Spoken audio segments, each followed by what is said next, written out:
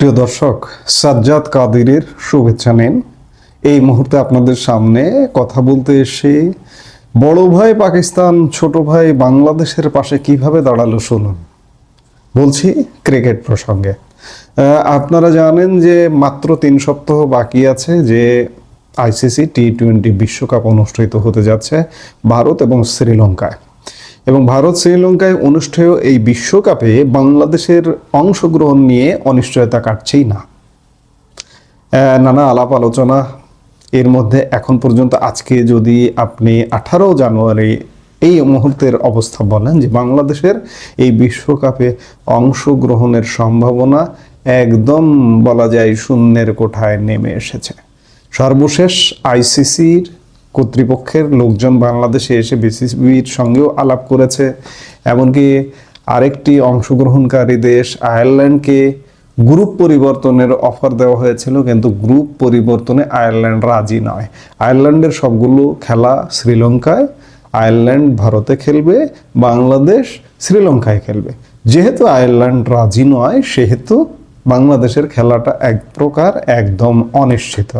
আর এরই মধ্যে যেটি জানা গেল যে বাংলাদেশের অংশগ্রহণ নিয়ে অনিশ্চয়তা যেহেতু দূর হয়নি, চলমান সংকটের মাঝে এবার আইসিসির চিন্তা বাড়িয়ে দিল বলা যায় যে পাকিস্তান। আপনারা কদিন আগে নিশ্চয়ই শুনেছিলেন যে পাকিস্তান টি-20 বিশ্বকাপের আয়োজক না হলেও তারা বাংলাদেশের ম্যাচগুলো আয়োজনের আগ্রহ দেখিয়েছিল। সপ্তাহখানেক আগের খবর যে পিসিবি পাকিস্তান ক্রিকেট বোর্ড তারা আগ্রহ দেখিয়েছিল যে প্রয়োজনে ভারত শ্রীলঙ্কা আপনারা আয়োজক, পাশাপাশি বাংলাদেশের খেলাগুলো স্পেশালি আমরা আয়োজন করতে আগ্রহী। জিও নিউজের পক্ষ থেকে এমনই জানানো হয়েছিল পাকিস্তান ক্রিকেট বোর্ডের দায়িত্বশীল কর্তার বক্তব্যের সূত্র ধরে। এখন পাকিস্তান কি করলো যে পাকিস্তান বলছে যে বাংলাদেশের এই সমস্যার সমাধান যদি না হয় তাহলে পাকিস্তানও টি-20 বিশ্বকাপে অংশ নেবে না। পাকিস্তান বলছে যে বাংলাদেশের সমস্যার সমাধান করতে না পারলে টি-20 বিশ্বকাপে খেলার সিদ্ধান্ত পুনর্বিবেচনা করবে তারা। এমনটাই জানিয়েছে পাকিস্তানের 2 সংবাদ মাধ্যম জিও সুপার ও টেলিকম এশিয়া.নেট। মুস্তাফিজুর রহমানের আইপিএল থেকে বাদ পড়াকে কেন্দ্র করে ভারতে ক্রিকেটারদের নিরাপত্তা নিয়ে উদ্বিগ্ন বিসিবি, তাই ভারত থেকে শ্রীলঙ্কায় টি-20 বিশ্বকাপে নিজেদের ম্যাচগুলো সরিয়ে নিতে আইসিসিকে চিঠি দেয় তারা। এই সিদ্ধান্ত থেকে সরিয়ে আনতে চেষ্টার কমতি নেই আইসিসিরও। আপনারা জানেন আইসিসি কর্তৃপক্ষের লোকজনও বাংলাদেশে এসেছিল। সবশেষ গতকাল ঢাকায় বিসিবির কর্তাদের সঙ্গে আলোচনায় বসেও সিদ্ধান্ত পরিবর্তন করতে পারেনি আইসিসি প্রতিনিধি দল। তাই বাংলাদেশ টি-20 বিশ্বকাপে অংশ নেয় কিনা সেটাই এখন বড় প্রশ্ন। আলোচিত বিষয়টি নিয়ে এরই মধ্যে বাংলাদেশ সরকারের পক্ষ থেকে পাকিস্তান সরকারের সঙ্গে যোগাযোগ করা হয়েছে। এ বিষয়ে বাংলাদেশকে পূর্ণ সমর্থন দেবে পাকিস্তান। সূত্রের বরাতে জিও সুপার জানিয়েছে টি-20 বিশ্বকাপ খেলতে বিসিবি যে কারণ দেখিয়েছে সেগুলো বৈধ মনে করছে ইসলামাবাদ। শেষ পর্যন্ত এই ইস্যুতে কোনো সমাধান না আনতে পারলে টি-20 বিশ্বকাপে অংশগ্রহণের সিদ্ধান্ত পুনর্বিবেচনা করবে পাকিস্তান। সে সঙ্গে ভারত যেন বাংলাদেশকে চাপ দিতে না পারে সেটাও দেখা হবে ইসলামাবাদের পক্ষ থেকে।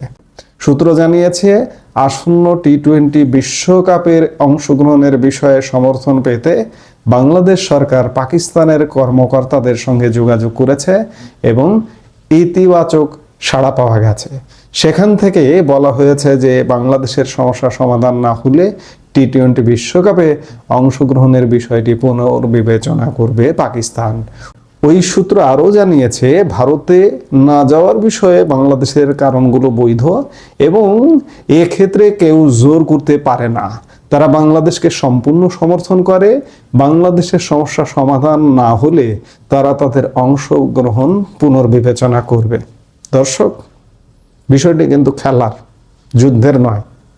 এই খেলা প্রসঙ্গে বাংলাদেশ সরকারের তরফ থেকে পাকিস্তান সরকারের সাথে যোগাযোগ করা হয়েছে এবং পাকিস্তান এই যে এই অচল অবস্থায় পাশে দাঁড়িয়েছে। প্রয়োজনে পাকিস্তানও এতে অংশগ্রহণ করবে কিনা তারা পুনর্বিবেচনা করবে। বিষয়টা কিন্তু খুব ছোট্ট নয়।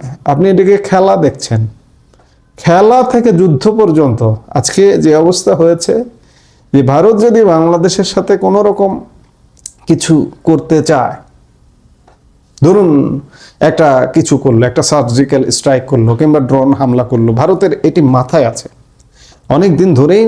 এই যে জঙ্গি ঘাঁটির খবর টবর পাওয়া যায় ইত্যাদি, ভারত চাইলে এগুলো গুড়িয়ে দিতে পারে না। কিন্তু এই গুড়িয়ে দেওয়ার পরে কি হবে? এখানে পাকিস্তান আসবে, এখানে তুরস্ক আসবে, এখানে চীন আসতে পারে, মার্কিন যুক্তরাষ্ট্র আছে। জটিলতা, ভূ রাজনীতির জটিলতাটা কোন জায়গায় গিয়ে পৌঁছেছে একবার চিন্তা করুন। যে খেলা নিয়ে বাংলাদেশের পাশে পাকিস্তান বলা যায় এক প্রকার দাঁড়িয়ে গেল। সংবাদ মাধ্যম সূত্র সেটাই বলছে। আজকে খেলা নিয়ে দাঁড়াচ্ছে, আগামীকাল যুদ্ধ নিয়ে দাঁড়াবে। অবস্থাটা কিন্তু এইরকমই। এবং আমি বারবার একটা কথা বলি না, যে বাংলাদেশে যদি চূড়ান্তভাবে পাকিস্তান পন্থী কোনো সরকার কায়েম হয়, ধরুন জামাতে ইসলামী যদি বাংলাদেশের রাষ্ট্র ক্ষমতায় আসে, আপনি নিশ্চিত থাকুন পাকিস্তানের সাথে সামরিক চুক্তি হবে।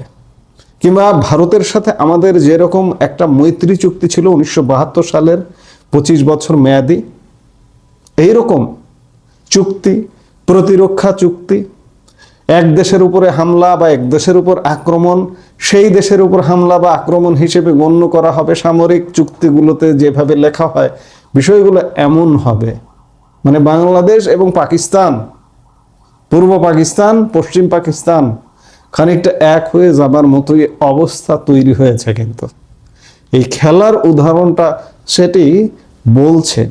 দেখার বিষয় যে সামনে কি হচ্ছে। 12 ফেব্রুয়ারি একটা পাতানো নির্বাচন, কাকে বসানো হচ্ছে ক্ষমতায়, পাকিস্তানপন্থী সরকার নাকি ভিন্ন কিছু, আমরা দেখতে থাকি। নিশ্চয়ই আমরা দেখব এবং দেখব যে কি ঘটছে সামনের দিনগুলোতে বাংলাদেশের সামনে কিংবা এই অঞ্চলের ভূ রাজনীতিতে। অদূর ভবিষ্যতে খুব বড় ধরনের কিছু ঘটে যেতে পারে। এই মুহূর্তে পর্যন্ত সবাই ভালো থাকুন, সুস্থ থাকুন।